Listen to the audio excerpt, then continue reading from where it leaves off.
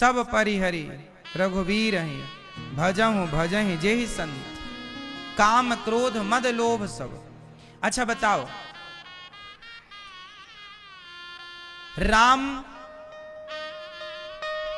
के भीतर क्या काम है? क्रोध है? लोभ है? लोभ होता तो अयोध्या ना छोड़ते, काम होता तो सीता मां जब वनवास में थी तब राम चाहते तो दूसरा विवाह कर लेते। भाई राम के पास दूसरे विवाह के ऑप्शन थे या नहीं? क्यों मैया? राम चाहते तो दूसरा विवाह कर लेते ना। जब सीता मां का वनवास हो गया तब राम जी ने एक यज्ञ किया था और उस यज्ञ में वशिष्ठ जी ने कहा कि पत्नी के बिना ये यज्ञ पूरा नहीं हो सकता, पत्नी को लाओ। अब पत्नी को ला नहीं सकते थे क्योंकि वो त्याग चुके थे, महर्षि वाल्मीकि जी के आश्रम में माता सीता जा चुकी थी। तब राम जी ने सोने की सीता बनाई। किसकी सीता बनाई? जोर से, जोर से। सोने की सीता बनाई और बगल में बिठाकर राम जी ने अपना यज्ञ पूरा किया। आज के जमाने में राम जैसी प्रभुता किसी के अंदर आ जाए, राम जैसी शक्ति किसी के अंदर आ जाए, रावण के पास थी तो ताकत, तो उसने कितने सारे विवाह कर लिए। ताकत के बल पर ना सीता मैया को चुरा लाया। राम के पास भी रावण से ज्यादा ताकत थी, लेकिन उन्होंने अपनी ताकत को किसी नारी के अपहरण में खर्च नहीं की, उन्होंने अपनी ताकत को समाज की सेवा में खर्च किया। उन्होंने अपनी शक्ति को समाज के उत्थान में लगाया। राम ने आदर्श स्थापित कर दिया समाज के लिए, रावण ने आदर्श स्थापित नहीं किया। इसलिए राम के अंदर ना लोभ है ना काम ना क्रोध है। रावण सीता मैया को चुरा ले गया, लेकिन राम जी कहते हैं कि रावण मेरी शरण में आ जाए तो मैं उसे क्षमा कर दूं। वो तो रावण शरण में आया नहीं, वरना राम तो गले लगा लेते। इसका मतलब ये हुआ। अच्छा ये बताओ, आप लोग जो निंदा चुगली करते हैं, इससे आपका फायदा होता है कि नुकसान? जोर से, जोर से। मैया आप चुगली करती हो, सास की बुराई, बहू की बुराई, पड़ोसन की बुराई, यहां की बुराई, वहां की बुराई। कितने लोग बुराई करते हैं? हाथ उठाओ।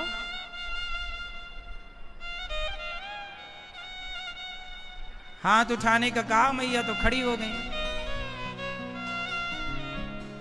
अच्छा बताओ, निंदा चुगली आप करते हैं, छल कपट आप करते हैं, इससे आपका कोई फायदा है? उत्तर दो। क्या होता है निंदा करने से? उत्तर दो। निंदा करने से क्या होता है?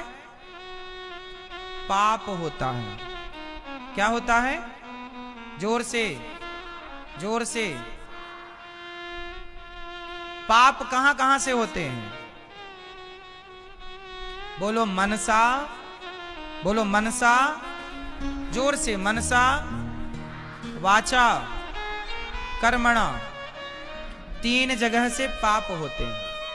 पाप कहां से होते हैं? मनसा, वाचा, कर्मणा। अब सुनो, मन से भी पाप होता है। जैसे आपने सोच लिया, जैसे आपने सोच लिया कि आदमी कितना सुंदर है, मेरा ब्याह इससे हो जाता। आपने अपने पति के होते हुए पर पुरुष के बारे में सोच लिया। आपने किया कुछ नहीं, ना तो उसका हाथ पकड़ा, ना उसके पास गए, लेकिन सोच लिया कि काश ये आदमी मेरा पति होता, मेरा इससे ब्याह हो जाता, इससे क्यों हो गया? तो ये सोचना भी पाप है कि पुण्य है? जोर से। आप सोच रहे हैं कि मेरा ब्याह इस स्त्री से क्यों हो गया, इससे हो जाता तो कितना अच्छा था। ये सोचना पाप है कि पुण्य है? जोर से, जोर से। हाँ, आपने किया कुछ नहीं, केवल सोचा पराई स्त्री के बारे में और पराये पुरुष के बारे में। तो सोचना भी पाप है या नहीं? इसलिए कहता हूं, व्यर्थ की बातें ना सोचा करो, सदा भगवान के बारे में सोचा करो, चिंतन ईश्वर का, यही पुण्य है। और जगत के बारे में जो भी आप सोचते हैं ना, वो पाप ही है। तो ये मनसा पाप है। मनसा वाचा, वाणी से भी पाप होता है। कहां से पाप होता है? वाणी। वाणी से पाप कैसे? जैसे आपने किसी को ऐसा गलत बोल दिया कि सामने वाला बेचारा रो पड़ा। आपने गलत बोल दिया, सामने वाला रो पड़ा। गलत शब्दों का प्रयोग कर दिया आपने, इतना कठोर कह दिया कि वो बेचारा रो पड़ा। कहते ना, बोली और गोली, गोली के घाव भर जाते हैं, पर बोली के घाव भर जाते हैं वो घाव जो बनते हैं गोली से, पर वो घाव नहीं भरते जो बनते हैं कड़वी बोली से। सास बोल देती है और बोलकर भूल जाती है, पर बहुएं याद रखती हैं कि मेरी सास ने ये बोला है 10 साल पहले, 20 साल पहले। बोलो हाँ। इसका मतलब है गोली के घाव भर जाते हैं, पर बोली के घाव। इसलिए अपनी अपनी बहुओं को प्यार किया करो, बेटी की तरह लाड़ किया करो, हर बात पर ताने ना मारा करो। तुम भूल जाओगी बुढ़ापे में, पर बहुएं ना भूलेंगी। क्यों मौसी? सही है। इसलिए ज्यादा मुंह चलाने का नहीं, चुप रहने का, क्योंकि अपना गुजारा बहुओं से ही होना है, रोटी वो ही देंगी। और तुम पहली कट्टी कर लो लड़ झगड़ के, फिर खा लेना बढ़िया रोटी। सासें भी कम नहीं होती, पहले खूब उल्टा सीधा बोलती हैं और फिर उम्मीद करती हैं कि बहू खूब सेवा करे, हमारी पांव दबाए। भाई जैसा व्यवहार हम आपके साथ करेंगे, वैसा ही व्यवहार तो आप हमारे साथ करेंगे। अच्छा बताओ, सास बहू की लड़ाई में गलती ज्यादा किसकी होती है, बहू की कि सास की? सब मौसी लोग बताएं, हमारी चाची बताओ, सास बहू की लड़ाई में गलती किसकी ज्यादा? बताओ मेरी मां, हैं? ज्यादा किसकी हैं? जोर से पीछे वाली मैया बताएंगी, हरी मैया बताओ, सास बहू की लड़ाई में ज्यादा गलती किसकी? किसकी? सास की। क्यों? सास बड़ी है, सास मां है, बहू बेटी है, बहू छोटी है। गलती हमेशा बच्चे करते हैं, गलती हमेशा छोटे करते हैं, और बड़ों का काम है उन्हें समझाना, सही सिखाना, सही रास्ते पर लाना। मैं गलती कौन करेगा? मैं ही तो गलती करूंगा। गलती कौन करते हैं, बड़े कि बच्चे? फिर तो बहू कौन है? बेटी है, बच्ची है। सास कौन है? मां है, बड़ी है। सिंपल है। अब समस्याएं ये हैं कि कोई अपनी गलती मानता नहीं है, कोई अपनी गलती मानता नहीं है, और इसी अकड़ में रिश्ते खत्म हो जाते हैं, टूट जाते हैं। तलाक वलाक क्यों होता है? क्योंकि लोग अकड़ में रहते हैं। इसलिए धर्म का ज्ञान होना जरूरी है। भगवान राम कहते हैं, निंदा करना वाणी का पाप है। यदि आप चुगली कर रहे हैं, निंदा कर रहे हैं, तो पाप ही तो हो रहा है ना। हम आपकी बुराई करें, इससे पुण्य तो मिलना नहीं है, पाप होगा। इसलिए हम क्यों आपकी बुराई करें, निंदा क्यों करें? मनसा वाचा, तीसरा है कर्मणा।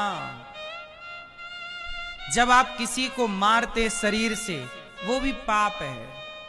इसलिए कहता हूं, पाप करने से बचो, मन से भगवान का स्मरण करो, वाणी से भगवान का नाम जपो, अच्छे शब्दों का प्रयोग करो, और कर्म ऐसे करो कि आपके द्वारा किसी का नुकसान ना हो, बल्कि आपके द्वारा किसी का फायदा होना चाहिए। कर्म से अच्छा करो, कर्म अच्छे करो। मनुष्य का धर्म क्या है? चलो बताओ धर्म क्या है मनुष्य का? क्यों मैया, क्या है मनुष्य का धर्म? दया धर्म का मूल है, पाप मूल अभिमान, तुलसी दया न छोड़िए जब तक घट में प्राण। पर हित सरिस धर्म नहीं भाई, पर पीड़ा सम नहीं अधमाई। परोपकार सबसे बड़ा धर्म है। राम जी ने जो जो किया वही धर्म है, रावण ने जो जो किया वही अधर्म है, कृष्ण ने जो जो किया वही धर्म है, और दुशासन दुर्योधन ने जो जो किया वही अधर्म है। ये सिंपल परिभाषा धर्म और अधर्म की। राम ने जो किया वो क्या है?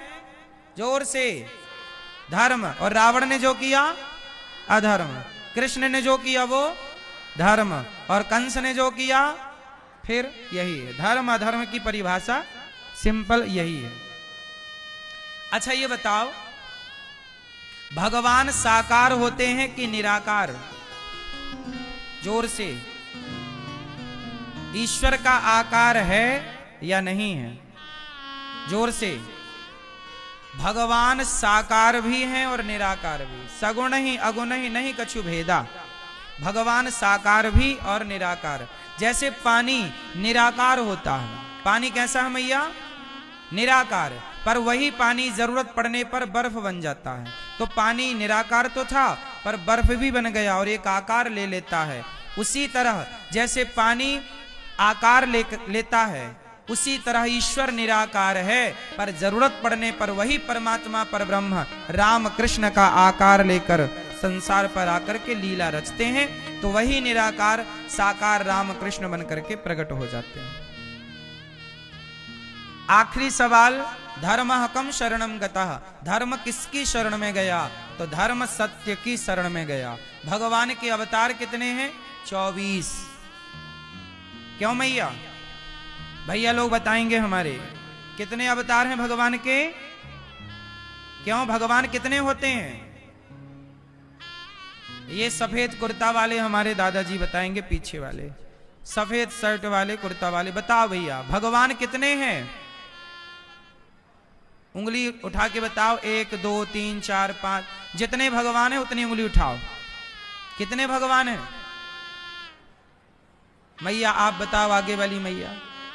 ये पीछे मैया लाल पीली हरी गुलाबी सारी मैया बताओ भगवान कितने? मेरी माँ जोर से, कितने भगवान? क्या नाम है? ईश्वर एक है तो नाम क्या है एक भगवान का?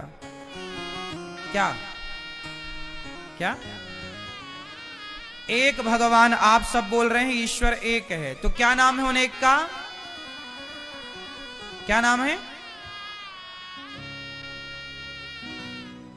ये आगे की मैया बताएंगे हमारी सारी। एक भगवान का नाम बताओ मौसी, नाम बताओ मेरी मां। एक भगवान का नाम क्या है? क्या? ये बताएंगे हमारी भाजी, बताएंगे। चलो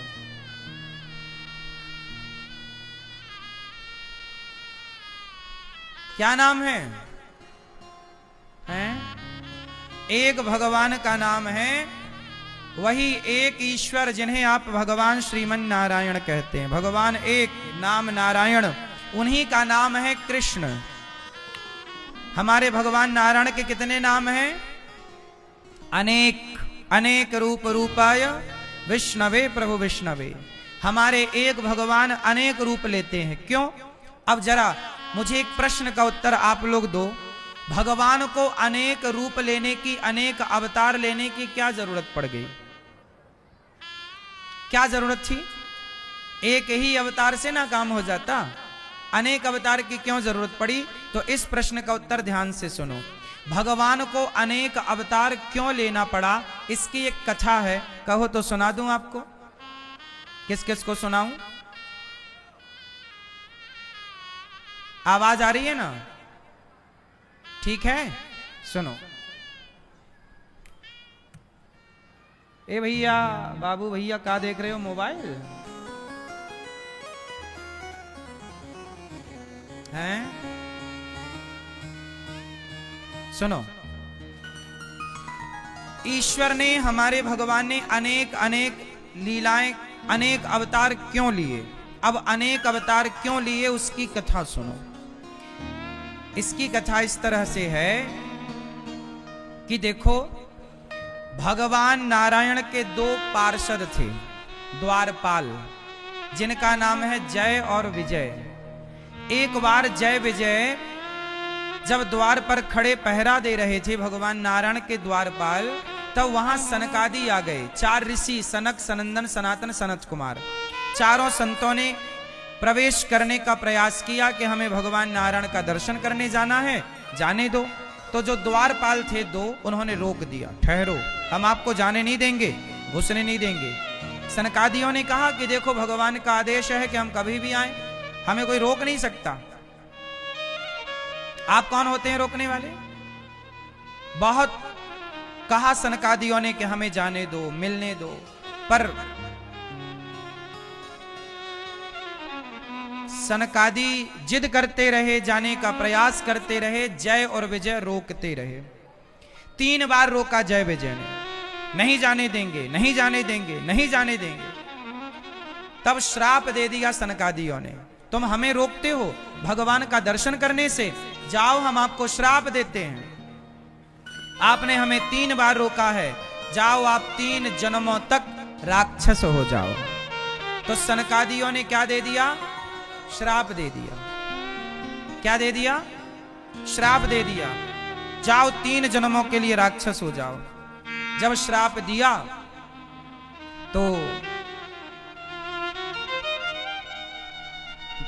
भगवान नारायण अंदर से दौड़े दौड़े आए। क्या हुआ भैया, काहे शोरगुल कर रहे हो? कहा कि जय विजय चरणों में गिर पड़े, प्रभु हमें श्राप दे दिया, ये संत आए थे, हमने रोक दिया, बड़ी गलती हो गई, श्राप दे दिया, कह रहे हैं कि 3 जन्मों के लिए राक्षस बनोगे। तब भगवान बोले कि आप 3 जन्म राक्षस बनोगे तो हम आपका उद्धार करने के लिए 4 बार अवतार लेकर के आएंगे। तुम 3 बार आओगे, हम 4 बार आएंगे। तो भक्त कितनी बार आएगा? 3 बार। और भगवान कितनी बार आएंगे? भक्त कितनी बार आएंगे? 3 बार। और भगवान, अब हुआ क्या कि 3 जन्मों का श्राप मिल गया जय और विजय को। वही जय विजय एक बार हिरण्याक्ष हिरण्यकश्यपु बने, एक बार रावण कुंभकर्ण बने, और एक बार शिशुपाल और दंतवक्र बने। अब बताओ कि भगवान ने बोला कि मैं 4 बार अवतार लूंगा, तो 4 बार एक ही अवतार नहीं ले सकते थे ना, अलग अलग अवतार लेना पड़ा। उदाहरण के लिए समझो, जैसे हिरण्याक्ष नाम के दैत्य ने पृथ्वी को पानी में छिपा दिया, तो उस समय किसका अवतार हुआ? पृथ्वी की स्थापना करने के लिए भगवान ने किसका अवतार लिया? वाराह। हिरण्याक्ष को मारा और वाराह भगवान ने पृथ्वी की स्थापना की, क्योंकि वाराह अवतार से जो काम हो सकता था तो वो 12 अवतार से ही होता। फिर दूसरी बार क्या हुआ? प्रहलाद के कहने से भगवान ने खंबे से अवतार लिया, खंबा तोड़कर। क्या अवतार था वो? नरसिंह अवतार। कौन सा अवतार था? अब एक बात बताओ कि जहां नरसिंह अवतार की जरूरत थी वहां क्या 12 अवतार लेकर आते तो काम चल जाता? उत्तर दो। प्रहलाद के पिता ने वरदान मांगा था, मैं दिन के मरूं ना, रात के मरूं ना, आकाश में मरूं ना, पाताल में मरूं ना, अस्त्र से मरूं ना, शस्त्र से मरूं ना, मनुष्य से मरूं ना, किसी देवता से मरूं ना, जानवर से मरूं। तब भगवान ने हिरण्यकश्यपु को मारने के लिए स्पेशल अवतार लिया, नरसिंह। आधा नर आधा सिंह। तो जो काम नरसिंह भगवान से हो सकता था वो काम 12 भगवान से नहीं हो सकता, और जो काम 12 भगवान से होता वो नरसिंह भगवान से नहीं होता। दोनों रूपरेखा अलग अलग थी, इसलिए भगवान को 2 अवतार लेने पड़े, एक 12 और एक नरसिंह। फिर क्या हुआ? तीसरा अवतार भगवान का राम को लेना पड़ा रावण को मारने। फिर तीसरा कृष्ण बनकर आए, शिशुपाल दंतवक्र। अच्छा, एक और अवतार लेना पड़ा, वामन। राजा बलि ने 99 यज्ञ किए, 100वां यज्ञ करने जा रहे थे। तब राजा बलि को 100वां यज्ञ करने से रोकने के लिए भगवान ने एक वामन अवतार लिया। कौन सा अवतार लिया? जोर से। वामन अवतार, छोटे से वामन, जिन्होंने 3 पग भूमि का दान लिया। पहले पग में पाताल, दूसरे पग में सत्यलोक नापा और तीसरा पग राजा बलि के मस्तक पर रखा। दूसरा पग जब सत्यलोक पर गया तो ब्रह्मा जी ने पांव धो के कमंडल में डाल लिया। वही जल गंगा जल के रूप में भगीरथ जी की तपस्या के बाद छोड़ा गया। तो देखिए, जहां जरूरत थी वामन अवतार की, वहां वामन अवतार लेना पड़ा। वामन, जहां नरसिंह की जरूरत थी नरसिंह। भगवान ने अनेक अवतार लिए, अनेक स्थितियां, सिचुएशन ऐसी बनी तो लेना पड़ा। इसलिए हमारे भगवान नारायण कभी नरसिंह बन गए, वामन बन गए, कभी राम बन गए, कभी कृष्ण, हैं एक ही, पर अनेक समय पर अनेक अवतार लेकर अनेक काम करते हैं। बात समझ में आई कि नहीं? तो भगवान के टोटल अवतार कितने हो गए? एक बार भगवान ने मछली अवतार ले लिया, मत्स्य। एक बार कछुआ बन गए, कच्छप अवतार। समुद्र मंथन हुआ ना, तो पहाड़ नीचे की तरफ जा रहा था, तो कच्छप भगवान ने पर्वत को धारण करने के लिए कच्छप अवतार लिया। एक बार भगवान ना अमृत का बंटवारा करने के लिए वो मोहिनी बन करके आ गए, मोहिनी। अब देखो, ये हमारी स्त्रियां, माताएं, बहनें, इन्होंने भगवान से कहा कि आप जब देखो पुरुष बनकर आते हो, आप स्त्री तो बनते नहीं हो। तब भगवान ने स्त्रियों की खुशी के लिए एक स्त्री का अवतार धारण कर लिया। भगवान के अवतार का नाम क्या है? मोहिनी। क्या अवतार का नाम है बताओ? मोहिनी। भगवान नारायण मोहिनी बन करके आ गए, ताकि स्त्रियों को अच्छा लगे कि भगवान पुरुष ही पुरुष बनते हैं, इस बार स्त्री बन गए।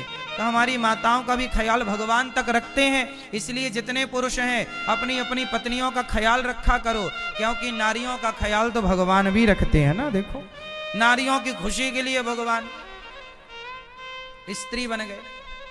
आप भी अपने पति को कभी साड़ी वाड़ी पहनाती हो कि नहीं मैया? चलो आज तुम भी स्त्री बनो, आज आप पुरुष बन जाओ, आज हम पुरुष तुम स्त्री, अदला बदली कर लो। क्यों भैया, आप पहनते हो कभी साड़ी वाड़ी? भाभी जी पहनाती है? नहीं, भाभी पहनाना, कभी इनको साड़ी पहनाना और इनके कपड़े आप पहन लेना, अदला बदली, कभी आप कभी आप। भगवान नरसिंह भगवान ऐसी करते हैं, कभी पुरुष बन जाते हैं, कभी स्त्री बन जाते हैं। भगवान यही करे। सुनो, एक बार शंकर जी भी साड़ी वाड़ी पहनने लग गए। बोलो हाँ। पार्वती जी पहना रही हैं। अच्छा, शंकर जी ने साड़ी पहनी और बिंदिया लगाई और चूड़ियां भी पहनी। काहे पहनी जरा बताओ? एक बार शंकर जी ना स्त्री बने, भगवान नारायण तो स्त्री बने, मोहिनी भगवान, लेकिन शंकर जी भी एक बार स्त्री बने। आप बता सकते हो कि शंकर जी स्त्री कब बने? कब बने? हाँ, सुनाएंगे हम आगे कथा। जब भगवान श्री कृष्ण रास रचाए तो उस रास मंडल में सम्मिलित होने के लिए भगवान शंकर को भी स्त्री बनना पड़ा और शंकर जी नारी बन करके गए। शंकर जी भगवान कृष्ण के रास में पहुंच गए स्त्री बनकर। तो कभी कभी स्त्री बन जाना गलत तो नहीं है। शंकर जी बन रहे हैं, भगवान नारायण बन रहे हैं, तो मुनि भैया बन जाना, और क्या है। कभी कभी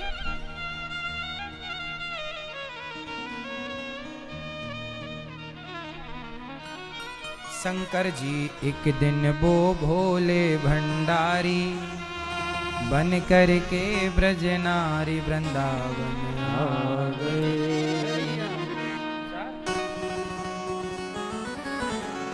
हाँ, पार्वती जी मना के हारी, ना माने त्रिपुरारी, वृंदावन आ गए, वृंदावन आ गए। एक दिन वो भोले भंडारी, एक दिन वो भोले भंडारी बन करके ब्रज नारी वृंदावन। हाँ जी,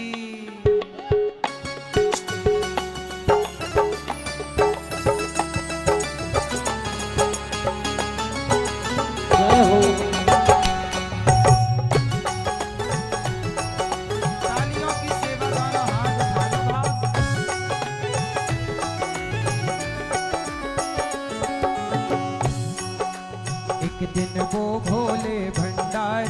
बन करके ब्रज नारी वृंदावन आ गए। पार्वती जी मना के हारी, पार्वती जी मना के हारी, ना माने त्रिपुरारी वृंदावन आ गए। एक दिन वो भोले भंडारी, एक दिन वो भोले भंडारी, बन करके ब्रज नारी वृंदावन आ गए, वृंदावन आ गए। पार्वती जी मना के हारी, पार्वती जी मना के हारी, ना माने त्रिपुरारी वृंदावन आ गए, वृंदावन आ गए।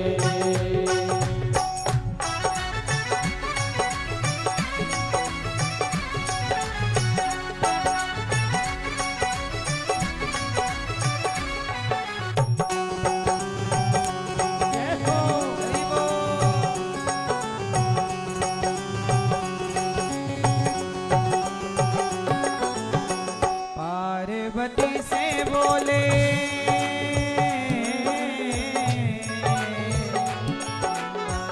पार्वती से बोले, मैं भी चलूंगा तेरे साथ में, तेरे साथ में। राधा संग श्याम नाचे, मैं भी नचूंगा तेरे साथ में, तेरे साथ में। दास रचेगा ब्रज में भारी, दास रचेगा ब्रज में भारी, हमें दिखाओ प्यारी वृंदावन आ गए, वृंदावन आ गए। हाँ एक दिन वो भोले भंडारी, एक दिन वो भोले भंडारी, बन करके ब्रज नारी वृंदावन आ गए, वृंदावन आ गए। हर हर महादेव, हरि बोल, हरि बोल।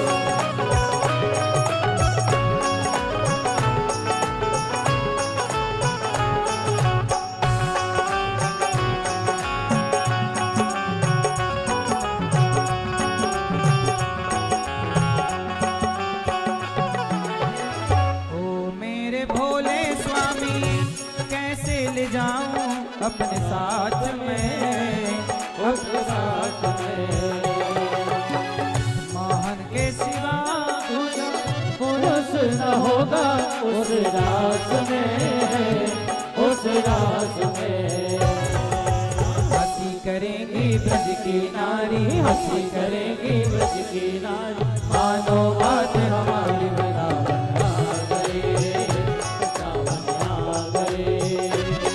हाँ एक दिन वो भोले भंडारी, वो भोले भंडारी, बन कर दिल की माई वृंदावन आ गए, वृंदावन आ गए।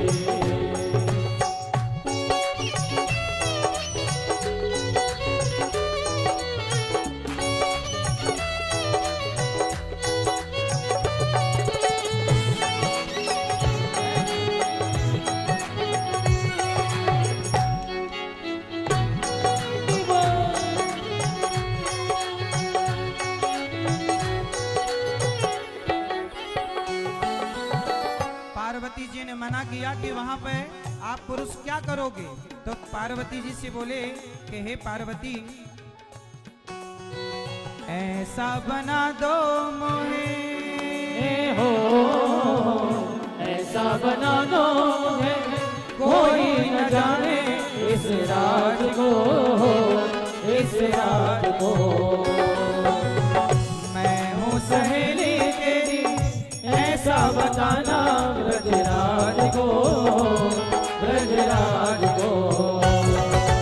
बना के जूड़ा पहन के साड़ी, बना के जूड़ा पहन के साड़ी, चाल चले मतवाली वृंदावन आ गए, वृंदावन आ गए। एक दिन वो भोले भंडारी, एक दिन वो भोले भंडारी, बन करके ब्रज नारी वृंदावन आ गए, वृंदावन आ गए। एक दिन वो भोले भंडारी, एक दिन वो भोले भंडारी, बन करके ब्रज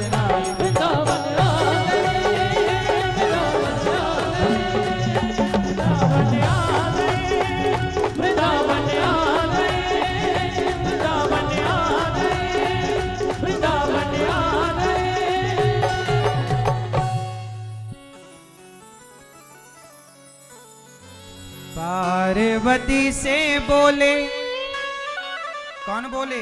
शंकर जी। पार्वती से बोले मैं भी चलूंगा तेरे साथ में उस रास में। राधा संग श्याम नाचे मैं भी नचूंगा उस रास में कृष्ण साथ में। रास रचेगा ब्रज में भारी, रास रचेगा ब्रज में भारी, हमें दिखाओ प्यारी वृंदावन आ गए, वृंदावन आ गए। शंकर जी भी जिद पर अड़ गए कि हमें जाना है। अब सोचिए, कभी भगवान नारायण को मोहिनी अवतार लेना पड़ा, तो कभी शंकर जी को रास में जाने के लिए स्त्री बनना पड़ा। तो ये लीला है भगवान की। तो ऐसे करते करते ना भगवान के बहुत अवतार हो गए। वैसे अवतार तो हरि अनंत, हरि कथा अनंता, पर फिर भी 24 अवतार कहे गए हैं। कौन कौन से अवतार? नारायण नारद हरि कपिल देव श्री राम, हंस हयग्रीव मोहिनी दत्तात्रेय सुखधाम, नरसिंह वामन व्यास जी ऋषभ देव कौमार, यज्ञ पुरुष धनवंतरी बुद्ध कल की अवतार, प्रचुराजा बारह पुनि कृष्ण चंद्र भगवान, परशुराम मत्स्य कमठ पद्म पुराण प्रमाण। 24 अवतार। इन 24 अवतारों में एक अवतार, 2 अवतार विशेष हैं, राम और कृष्ण। ये 24 अवतारों का वर्णन वेद व्यास जी कर रहे हैं। एक दिन व्यास जी महाराज उदास बैठे थे, तो नारद जी ने पूछा कि आप उदास क्यों हैं? बोले मैंने 17 पुराण लिखे, बड़ा ज्ञान वैराग्य का निरूपण किया, पर शांति नहीं। जैसे आप लोग सवाल करते हो ना, महाराज जी हम सबके साथ अच्छा करते हैं, हमारे साथ बुरा होता, शांति नहीं है। सुनो, वेद व्यास जी भी कह रहे हैं कि मैंने 17 पुराण लिखे पर शांति नहीं। शांति कैसे मिलेगी? नारद जी ने कहा कि आपने अभी तक भगवान की कथाएं, बाल चरित्र, बाल लीलाओं का ठीक ठीक से निरूपण नहीं किया, प्रेम का निरूपण नहीं किया। ऐसा कोई ग्रंथ नहीं है आपका जहां केवल प्रेम ही प्रेम हो।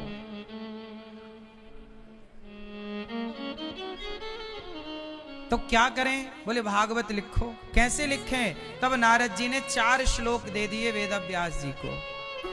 अहमेवासमेवाग्रे नान्यद्यत् सत्सत् परम। जब 4 श्लोकों को पाया व्यास जी ने, तो 4 श्लोकों का विस्तार करके 18,000 श्लोक बनाए। वही संहिता श्रीमद् भागवत सप्ताह ज्ञान यज्ञ है, वही भागवत जी है तो वेद व्यास जी ने नारद जी से प्राप्त किया। नारद जी ब्रह्मा जी से पाए और ब्रह्मा जी ने भगवान श्रीमन नारायण से भागवत जी को प्राप्त किया। अब जरा ध्यान देने की बात यह है कि वेद व्यास जी को भी शांति कब मिली? जब भागवत की रचना हुई। सुनो, बिना भागवत सुने शांति नहीं। आज जीवन में बड़ी परेशानियां हैं, लोग बड़े परेशान हैं, उदास हैं। क्यों? क्योंकि शांति नहीं है। शांति क्यों नहीं? जब तक भगवान की कथाएं नहीं सुनेगा व्यक्ति, तब तक उसके जीवन में शांति हो ही नहीं सकती। शांति का एक ही अर्थ है भगवान की कथा। यदि आपका मन भगवान की कथाओं में लगता है तो आपके जीवन में शांति होगी। यदि आपका मन भगवान में या भगवान की कथाओं में नहीं लगता तो शांति दूर दूर तक नहीं रहेगी। अब बात करते हैं वेद व्यास जी ने क्या लिखा। वेद व्यास जी ने महाभारत से भागवत जी की शुरुआत की। वेद व्यास जी कौन है? भगवान नारायण के 24 अवतारों में एक अवतार है वेद व्यास जी। वेद व्यास जी ने 17 पुराण लिखे, 18वां भागवत जी। कहां से शुरू किया? महाभारत की कथा से। अच्छा एक बात बताओ, महाभारत, आप बताओ कि महाभारत कितने लोगों के बीच में हुआ? कितने पक्ष थे महाभारत में? जोर से, कितने पक्ष थे? 2। पहला पक्ष पांडवों का और दूसरा पक्ष कौरवों का। कौरव और पांडव, क्या हो गया दोनों में? जोर से मैया, क्या हुआ दोनों में? महाभारत। महाभारत मतलब लड़ाई, दोनों में लड़ाई हो गई। अच्छा ये बताओ, कौरव और पांडवों का जो युद्ध हुआ, महाभारत हुआ, उसकी वजह क्या थी? किस वजह से महाभारत हुआ? कौन बताएगा? बताओ किस वजह से महाभारत हुआ? कौन बताएगा? किस वजह से हुआ है? ठीक है, पीछे वाले भैया, किस वजह से महाभारत हुआ जरा बताओ। हैं? सुनो, जितने लोग बैठे हैं बहुत सावधानी से ध्यान पूर्वक सुनेंगे। महाभारत क्यों हुआ, किसकी वजह से हुआ? तो दोनों सुनो, किसकी वजह से हुआ महाभारत? जोर से। ये पीली मैया कह रही हैं द्रौपदी की वजह से। और कौन कह रहा कुछ? किसकी वजह से मैया? जुआ, जुआ की वजह से। सही है। कुछ लोग कह रहे हैं द्रौपदी की वजह से महाभारत हुआ, कुछ लोग कह रहे हैं जुआ की वजह से महाभारत हुआ। और कोई कुछ कह रहा है किसकी वजह से महाभारत हुआ? ये भैया बताओ। हाँ है? ठीक है, वैसे हमें सुनाई पड़ नहीं रहा है। किसकी वजह से? ठीक है, अब सुनो, आप सब सही कह रहे हैं, आप सब बिल्कुल ठीक ठीक कह रहे हैं, पर इसका एक और भी कारण है। आप जितनों लोगों ने कहा सब सही कहा। महाभारत क्यों हुआ, इसकी मूल वजह क्या है, ध्यान से सुनेंगे तो आपको क्लियर हो जाएगा। सुनो, महाभारत हुआ इसलिए क्योंकि धृतराष्ट्र ने कौरव और पांडवों का सही सही बंटवारा नहीं किया। यदि ठीक ठीक बंटवारा किया होता तो महाभारत ना होता। इससे हमें यह सीखना चाहिए कि आजकल ना बड़े लोग, बूढ़े लोग बंटवारा नहीं करते। अब बताओ, पांडवों का अधिकार पांडवों को दे दिया गया होता, पांडवों ने क्या बोला? भाई जुआ हुआ था, जुआ के बाद द्रौपदी के कपड़े उतारे गए थे, फिर क्या हुआ?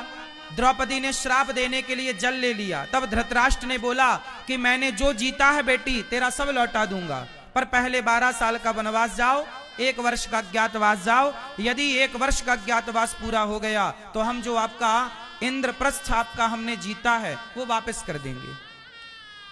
अब ये बात धृतराष्ट्र ने कही, फिर क्या हुआ? पांडवों का 12 साल पूरा हो गया, 1 वर्ष अज्ञात पूरा करके आए। तब भगवान कृष्ण गए कि शांति दूत बनकर, भैया पांडवों का अधिकार दे दो। चलो, आपने बोला था ना कि हम पांडवों का देंगे, तो जो पांडवों के हक की जमीन थी वो पांडवों को दे देते, जो कौरवों के हक का था वो कौरव तुम ले लेते। भाई हस्तिनापुर पांडवों कौरवों की है, और इंद्रप्रस्थ, इंद्रप्रस्थ मतलब दिल्ली, और हस्तिनापुर मतलब मेरठ। वर्तमान में जो मेरठ है वो उस समय का हस्तिनापुर था, और वर्तमान में जो दिल्ली है वो उस समय की इंद्रप्रस्थ थी। तो आप पांडवों का अधिकार दे दो ना, जब आपने बोला है, और वो आपसे तो मांग नहीं रहे हैं, वो ऑलरेडी उनका था, आपने छल से जुआ खेल के जीत लिया था, दे दो। यदि सही बंटवारा होता, धृतराष्ट्र राजा थे और राजा का धर्म था कि वो न्याय करें। यदि पांडवों को उनका अधिकार मिल जाता, भगवान ने तो ये तक कह दिया कि चलो उनका अधिकार मत दो, 5 गांव दे दो। पांडवों को कितना दे दो? दे दो कम से कम 5 ग्राम रखो, अपनी धरती तमाम लेकिन जब भगवान श्री कृष्ण गए शांति का प्रस्ताव लेकर समझाने, दुर्योधन वह भी दे ना सका, आशीष समाज का ले ना सका, उल्टे हरि को बांधने चला, जो था असाध्य साधने चला। और जब नाश मनुज पर छाता है, पहले विवेक मर जाता है। 5 गांव मांगने गए थे, बोला सुई की नोक नहीं दूंगा, सुई की नोक बराबर जमीन नहीं दूंगा। किसने बोला? दुर्योधन ने। अब मुझे आप लोग बताओ कि यदि पांडवों का अधिकार दे दिया जाता तो क्या महाभारत होता? क्यों भैया, बड़े भाई बताओ, यदि पांडवों को पांडवों का अधिकार दे दिया जाता तो क्या महाभारत होता? उत्तर दो जोर से। नहीं। इसलिए कहता हूं, जितने लोग यहां बैठे हैं, जिन जिन के बाल पक चुके हैं, वो लोग ध्यान से सुनेंगे। आप लोग बहुत जल्दी अपने बच्चों को बंटवारा कर दो। अच्छा ये बताओ, बंटवारा करना ही पड़ता है, ये प्रकृति का नियम है या नहीं? ये बात सही है या गलत है? बंटवारा तो होना ही है। राम लक्ष्मण भरत शत्रुघ्न का भी बंटवारा हुआ था। आप रघुवंशम महाकाव्य उठा के देख लीजिए। बंटवारा तो करना ही पड़ता है, हंस के करो रो के करो। इसलिए भाई भाई आपस में लड़ जाएं, उससे अच्छा है कि लड़ाई झगड़ा होए बिना आप बहुत समय से बंटवारा कर दें, इसी में आपकी भलाई है। बड़े बेटे को दे दो, भैया ये तेरा, छोटे बेटे को दे दो, और कुछ अपने पास बचा के रखो, सारा ना दे देना, वरना बेटे सब लेके आपको ही बाहर निकाल दें तो क्या करोगे? कुछ अपने पास रखो ताकि बुढ़ापे में आपको रोटी मिलती रहे सम्मान की। आजकल ना होता क्या है, बूढ़े लोग बंटवारा नहीं करते। फिर क्या होता है, बंटवारा किए बिना बूढ़े आदमी मर गए, और जब मरे तो बच्चे लड़ने लग जाते हैं, ये वाला मैं लूंगा, ये वाला खेत में, ये वाला घर में, आपस में लड़ते लड़ते मर रहे हैं। तुम तो मर गए, अब तुम्हारे बच्चे लड़के मर रहे हैं, जिम्मेदार कौन? आप जिम्मेदार। यदि तुम्हारे बच्चे आपस में लड़के मर गए तो जिम्मेदार तुम ही तो बनोगे ना, क्योंकि तुमने ठीक ठीक बंटवारा नहीं किया। इसलिए